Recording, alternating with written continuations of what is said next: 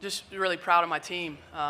What a battle it was, and just fighting tooth and nail out there to try and see if we could, finish the game on top.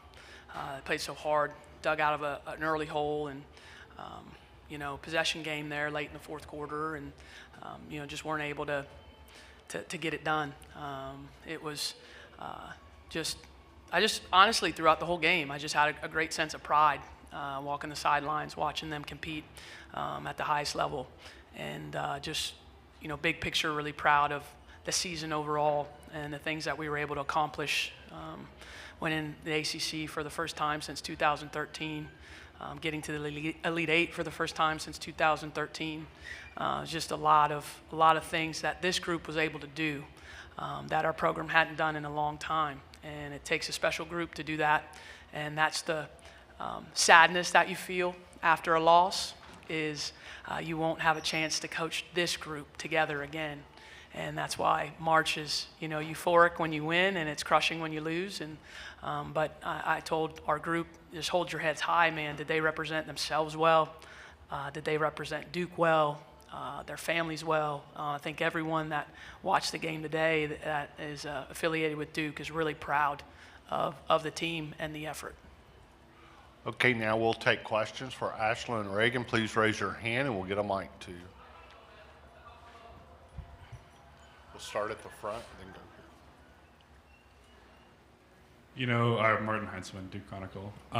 Reagan, 3 years ago, you're in the portal out of Georgia. What was it about Duke that spoke to you, and what brought you in here?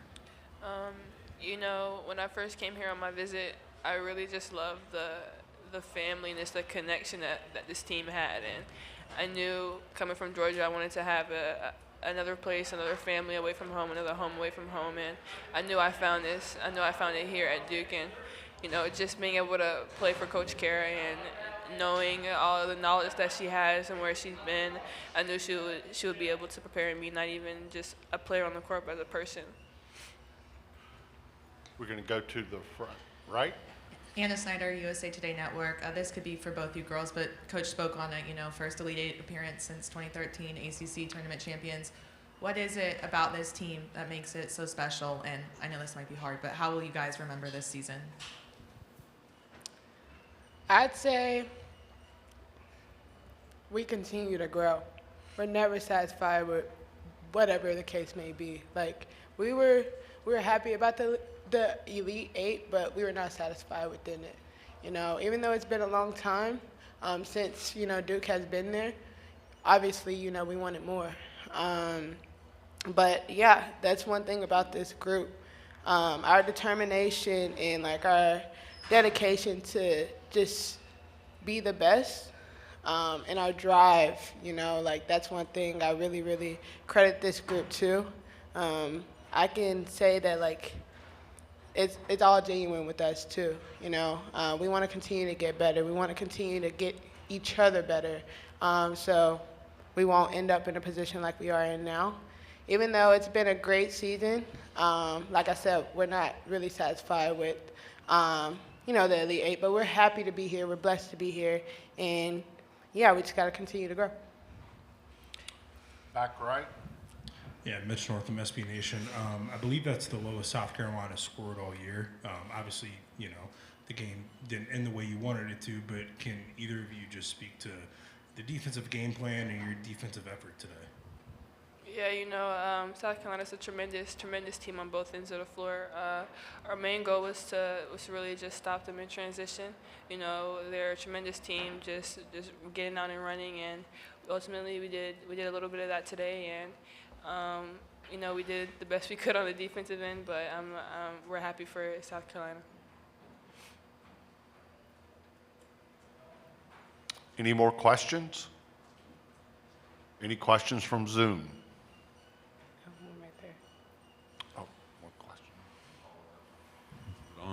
I apologize if I missed this. Walked in a little late. Kara, 2 games here, 2 slow starts. Questions for players only, right? I'm now.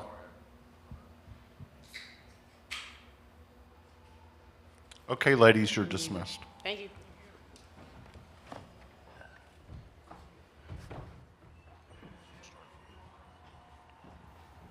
So, Coach, the two slow starts, I know a lot of focus on the end of games, but when you put yourself in a hole early, put you in a different situation, do you have an explanation or thoughts on why it happened that way?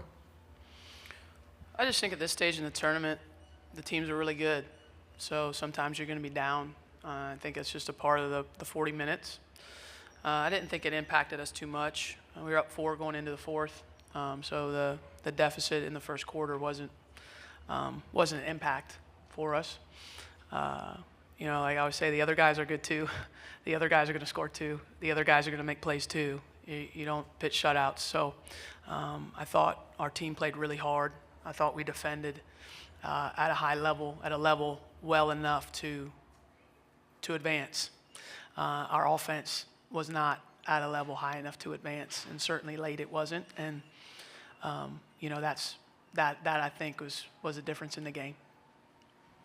Far left. Yeah, Kara, the timeout with 29 seconds left. What did you tell the team? What were you looking for? And also, why was Toby not out on the floor for that possession? Just a coach's decision. Went with the ball in Ashlyn's hands. She'd been making plays for us in that fourth quarter out of the ball screen, and she tried to make a play and just missed it. To the right. Kara, yeah, that, you know, like I said to the players, I think it's the lowest point South Carolina scored this year. Obviously, the game did not finish in your way, but, you know, just, I guess, what can you say about how they executed the defensive game plan today, you guys?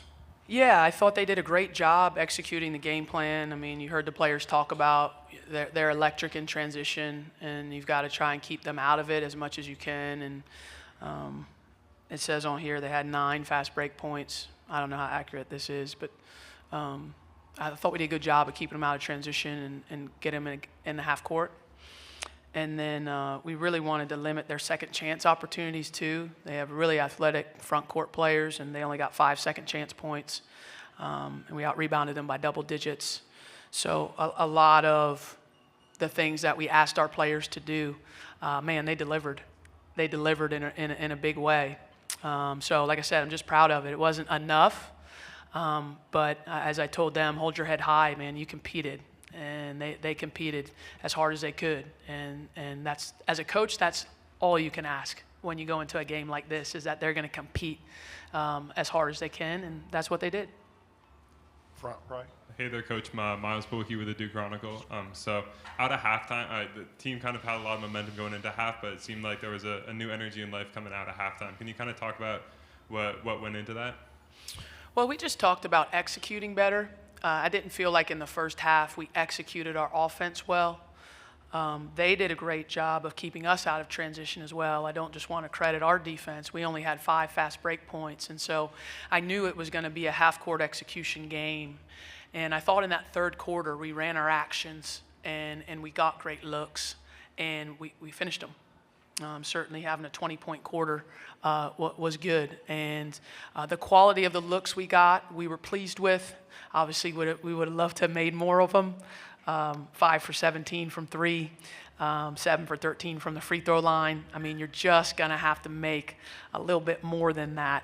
Only shot 31% from the field. You're just going to have to make more than that the more it goes on in the tournament. So that has a tinge of disappointment. I think our offense is a lot better than we've played here in Birmingham. It obviously wasn't very good against North Carolina, and it wasn't good against South Carolina today. I think we're a better offensive team than we showed, but welcome to basketball. Some nights the ball doesn't go in with great looks from the players that you want taking those shots, and that's what happened to us tonight, in particular in the first half. We missed a lot of layups. We just kept missing them and missing them and missing them, and that's the way it goes sometimes. But they just hung in there. They didn't let it get them down, and they fought their way back into the game. To the right. Coach, you know, thinking about Ashlyn, you know, she mostly comes off the bench her freshman year, and now, you know, you're giving her the ball, you know, right at the end of the game here. How proud of her are you in the way she's grown, you know, during her time at Duke these 3 years now? Yeah, I'm really proud of Ashlyn. She's played such a pivotal role in our program. You're right, she was the 10th player in the 10-player rotation her freshman year. And then last year, DeJesus gets hurt in the summer, and she's a wing, and we're like, hey, you got to play backup point guard. and she became the leader of our team as a sophomore. Just her knowledge of the game. She's so vocal. She communicates well, and she's just a great teammate and a great team player. We're so lucky to have her in our program, and looking forward to one more year with her and seeing how she can keep getting better. She's versatile. She can make plays for us, and that's why I put the ball in her hands late, because she's our best guard at making plays, and I trust her to do that. In the back. Kara, that the first time you guys played South Carolina this season down in Columbia, Toby didn't play all that well. But today, led you guys in scoring. It felt like she really stepped up and met the moment and has grown from that. Just your impressions of kind of how she played today and met the moment. Yeah, I thought Toby played fearlessly, and we've seen that at different junctures of the season that she's been able to do that, and I thought she did a great job today, offensively and defensively, being aggressive, attacking, getting to the free throw line, blocking shots, competing. It's tough, to go against Fagan. You're a freshman and she's a senior and really strong. It's tough to go against Kits, who's an upperclassman and really strong. And I thought she fought. I thought our freshmen and sophomores, front court, I thought they really fought against the experienced South Carolina front court and did a good job. And so she battled. And yeah, I think this is just a small sample of what's to come for her. She's got great potential, obviously, and a player that we played through for a lot of the game. To the front. So, Coach, you kind of got a little twinkle in your eye when you were talking about one more year of Ash, and obviously they were talking about how long while more of Toby. But this whole team's young, pretty much. Like, can you just kind of talk about what this experience is going to mean to this mostly the same group heading into next year, and then still a lot of returners to the year after that? Yeah, I think this journey started a year ago, with 8 of 11 freshmen and sophomores, and we were able to kind of get the right mix together and make a run to the Sweet 16 last year. And this year we have a little more experience, and we were able to get to the Elite 8. And, Reagan is the only player that's graduating on our roster. And so Vanessa has another year. Yeah, Vanessa has another year because she has a COVID year, and then she was injured last year. So Reagan is the only player on our roster out of eligibility. So we lose one player, and then coming back, we have some injured players that are going to be hugely impactful to our team next year. And then we've signed a great point guard out of Utah, Emily Skinner, that we're excited about as well. So we feel like we can continue this momentum. There's things we know we need to work on, but having the continuity of a group and having the shared hunger and desire to continue to grow hopefully helps us in the offseason. Okay, thank you, Coach. Thank you.